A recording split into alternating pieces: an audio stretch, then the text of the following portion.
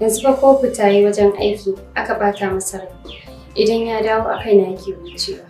Baya fahimta ta kwata-kwata. Sai ki shiga ki ajiye kayan naki. Abincin ma daman na ce da dora kafin na dawo. Sai na dawo ko me na ji. To a da lafiya. Allah ya sa.